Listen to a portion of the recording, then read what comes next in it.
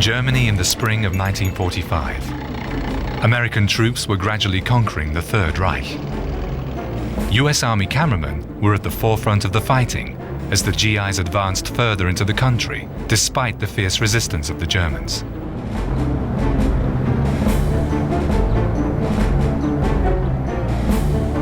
Thousands of German soldiers were still dying for Hitler's vision of world domination.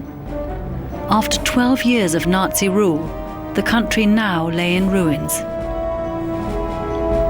The cameraman also filmed the liberation of the victims of this war. The pictures of German atrocities went round the world.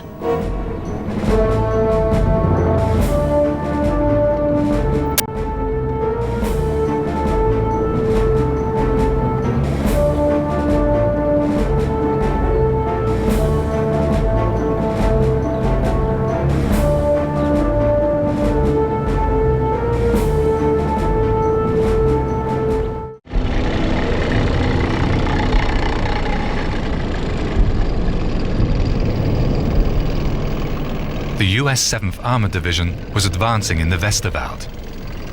After crossing the Rhine 2 weeks before, the American troops conquered village after village in the area. Time and again they encountered German units determined to hold out. Air Force and artillery would destroy every house and every village in which resistance stirred. There was little the defenders could do to defy the enemy's superiority.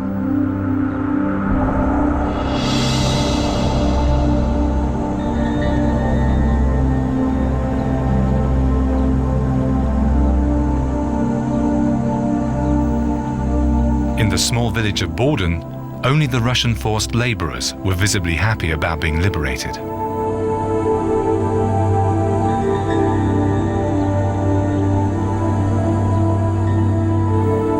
"1,000 Wehrmacht soldiers were captured and herded together in neighbouring Moit. They had been unable to obey their Führer's order of the 11th of March that commanded them to offer resistance and fight our enemies for as long as it takes, until they tire and finally break." The civilian population looked after the prisoners of war as well as they could. After 2 days on the muddy field, they were taken to an assembly camp. The US 5th Infantry Division marched on Hitler's Autobahn towards Frankfurt am Main on that day, where they first captured the nearby Rhein-Main airport.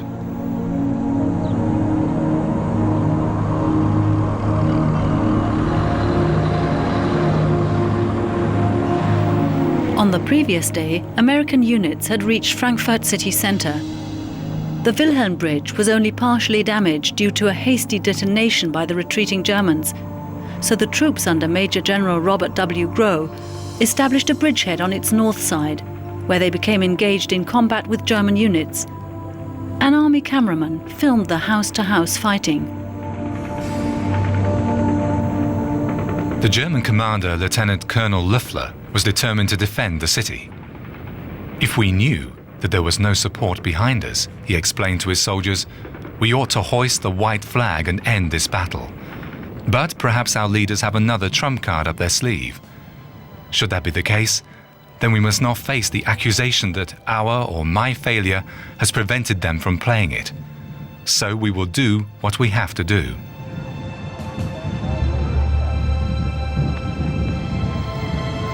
On the afternoon of the following day, American artillery shells would hit the command post of the Germans. Löffler was seriously wounded and succumbed to his injuries. His unit was no longer fit for action. The war in Frankfurt am Main was over.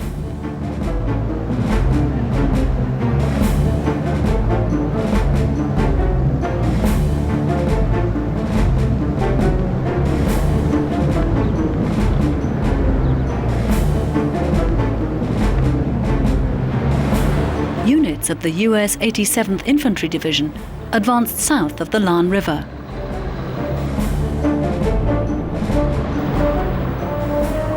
In the Westerwald, a young woman noted in her diary, "Suddenly someone shouted, 'The Americans are coming!' At 11 in the morning, the first American jeeps drove into our village. The village surrendered. Some 200 German soldiers had assembled in the village and were taken prisoner. The houses were searched hastily. My cousin has 40 soldiers billeted with her. No one could have known it would happen so fast. The feeling that we are now American is indescribable, but also incomprehensible at the moment.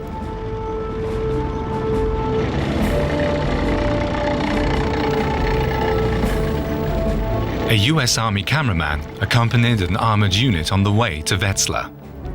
The war had arrived in the geographical center of Germany.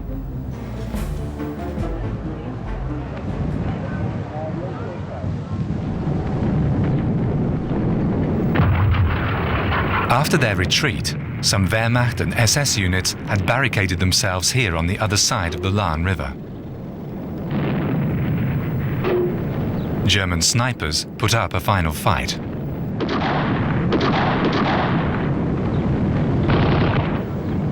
Men in civilian clothes ended the senseless fighting when they hastily hung a white flag from a tree branch. Wetzlar capitulated too.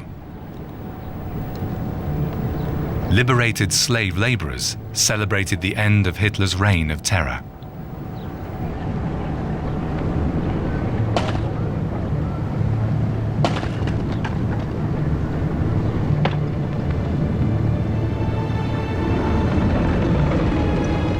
The American divisions were making an almost unhindered advance toward the north and the east of Germany. On that day, 29th of March 1945, their lines pushed forward up to 100 kilometers.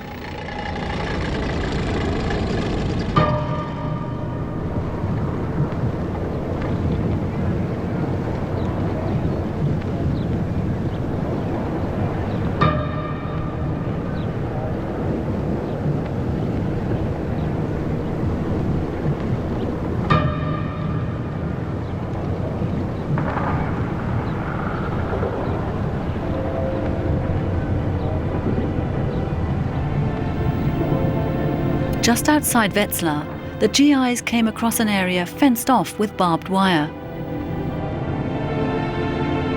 Here, the Nazis had set up a transit camp for Allied prisoners of war. Crews of shot-down bombers were transported here to be interrogated.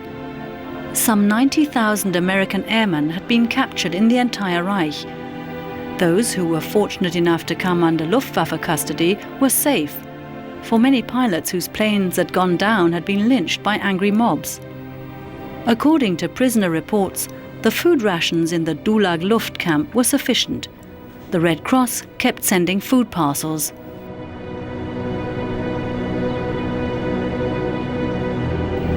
The German guards did not always treat the Allied prisoners as cordially as the images from Wetzlar suggest. Even the smallest violations of camp regulations were punished harshly.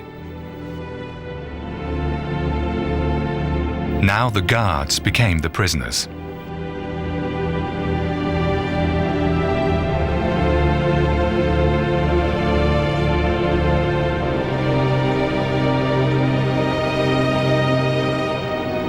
Dulag Luft was evacuated on the same day.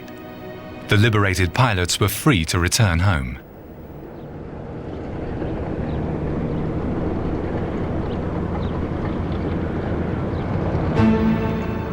Every obstacle blocking the advance of the troops was immediately cleared by the Sherman tanks.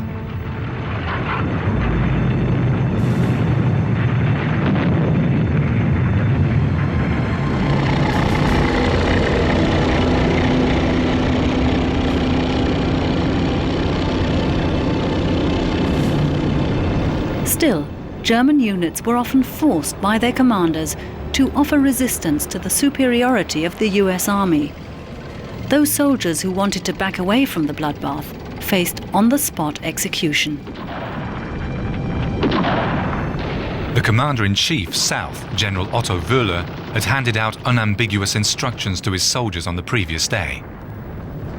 I've noticed again that an intolerable number of stragglers have been roaming in the areas of retreat. Stragglers are in most cases cowards and shirkers, and thus war criminals. They do not deserve our pity, because they let their comrades bear the weight of the battle alone. Those who become separated from their units during battle are to report immediately to the next fighting unit. Finding it is not difficult. The noise of the battle is the safest sign to follow.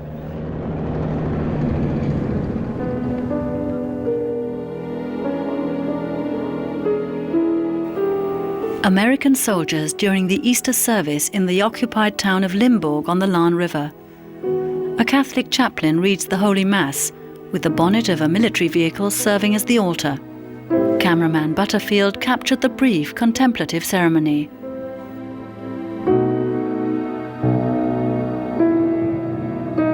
In nearby Westerwald, a young woman noted, "The feeling that we are now under American command is beyond description. Today is Easter Sunday. It was a beautiful and moving resurrection ceremony this morning. We could heave a sigh of relief and sing our hallelujahs. The shackles have finally fallen from us. We're free now." And she added, "This time they will drive militarism and National Socialism out of our midst, and they will be thorough. Not one iota of what was our world until now will be left standing." A German soldier wrote to his family on that 1st of April, "This is one of the saddest Easters in history for us Germans. The enemy has penetrated deep into our country, both in the East and the West. Yet the war will only be lost when we give ourselves up. Providence has sent us the Führer, and it will not let all the terrible sacrifices we have made be in vain."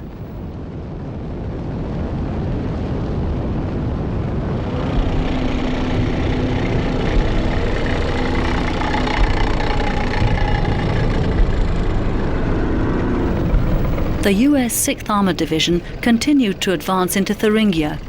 Army cameraman Sawyer filmed their onslaught near the town of Mühlhausen.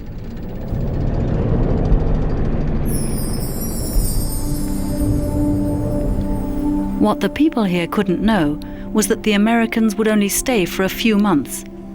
As of the 1st of July 1945, Thuringia became part of the Soviet-occupied zone.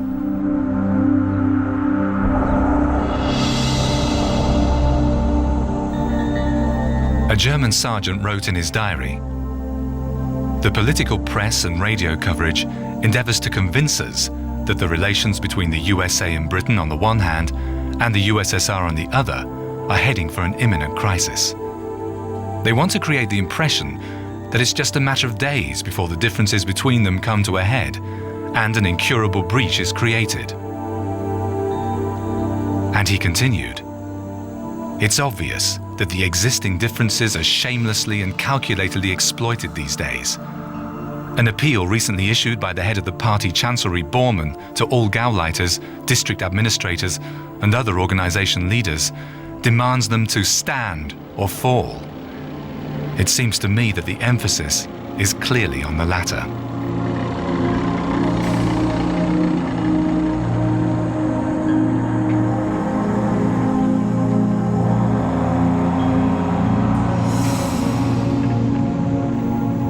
The American army commanders were in disagreement about the strategy to be followed. Some were determined to reach Berlin before the Red Army. However, US Commander-in-Chief Eisenhower believed that this move could cost the lives of another 100,000 US soldiers. Over 10,000 GIs had fallen in March alone. Eisenhower finally directed the bulk of his army towards the south, wanting to destroy the feared Alpine fortress, which would soon prove to be an illusion.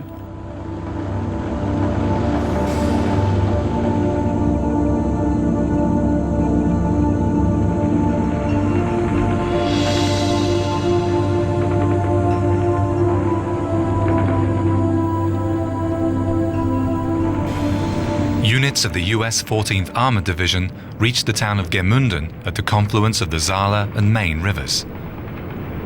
The GIs crossed the Saale on assault boats. Army cameraman Walter Resemble was with them at the forefront.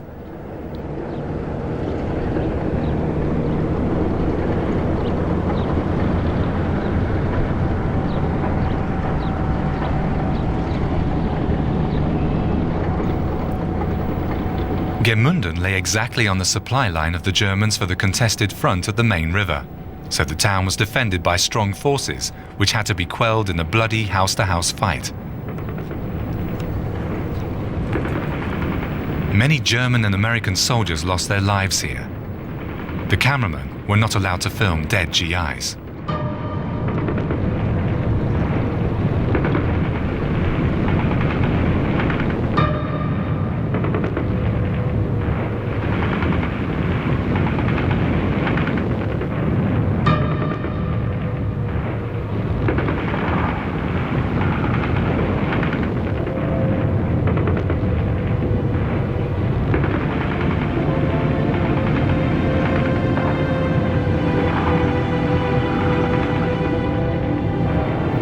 The Americans had taken control of the center of Gemünden on the previous evening. The German defending forces had left the town. Still, the US soldiers searched every single building for snipers.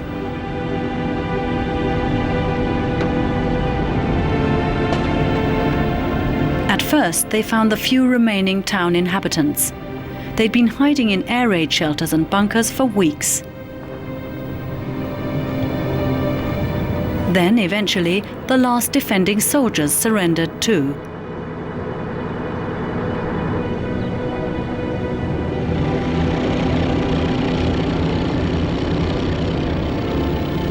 The Air Force had run several air raids on Gemünden in order to break the German resistance.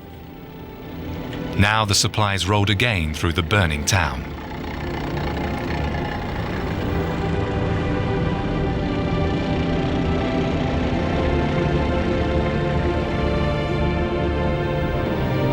A group of GIs tried to save from the flames what remained of the historic old part of town. But the centuries-old half-timbered houses burnt like tinder.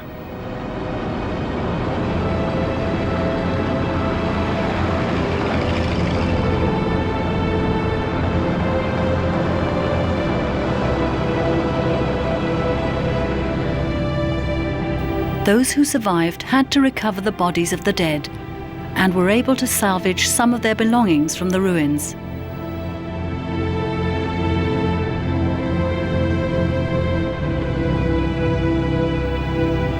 A citizen of Gemünden later recollected how he felt on the day the town was taken by the Americans.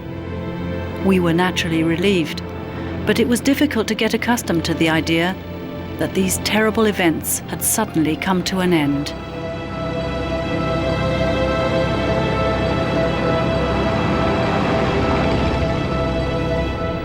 Once the through roads had been cleared of debris, an armoured unit was sent to a special operation upon orders from the highest command. Just a few kilometers outside of Gemünden was the Hammelburg prison camp. US Army Commander General George S. Patton had a special interest in it. He believed that a relative of his was among the 4,000 prisoners of war. Left in the camp were a mere 75 American soldiers. The rest of them had been taken away after a US Army unit on a special mission had reached Hammelburg 10 days before and was annihilated by the Germans. Most of the prisoners who were now liberated were Yugoslavs. At the end, the GIs managed to find the person they were searching for, General Patton's son-in-law, Colonel John Waters.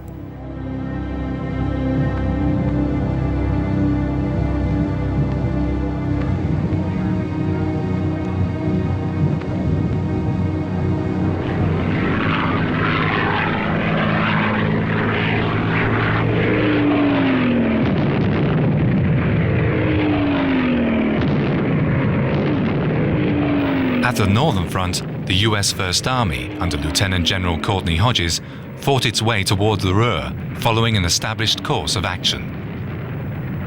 Any resistance was broken from the air before the ground troops would engage. These are images from Schmallenberg in the Sauerland region.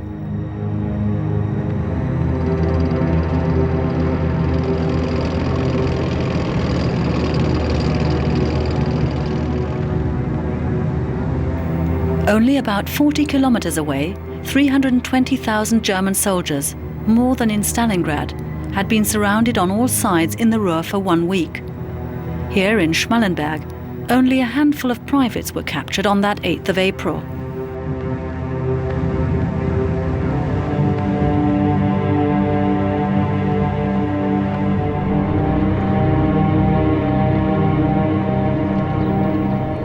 Further northeast, soldiers of the US 83rd Infantry Division reached the Holzen concentration camp. Just a few prisoners were left in it. Hundreds of them had been taken away on death marches only days before. Cameraman Kia captured the first images of the victims of the Nazi regime since the US Army had begun its advance in the West. And they wouldn't be the last.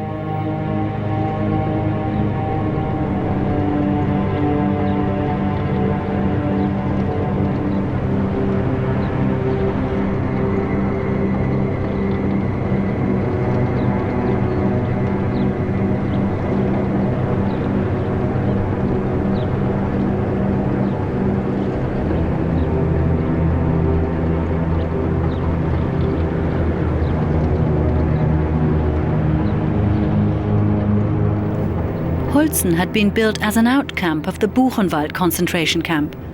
The Russian, Polish and Jewish prisoners had to mine bitumen in a nearby pit under inhuman conditions. The tunnels were to be converted to a bomb-proof manufacturing plant for the armaments industry. The factory was never put into operation.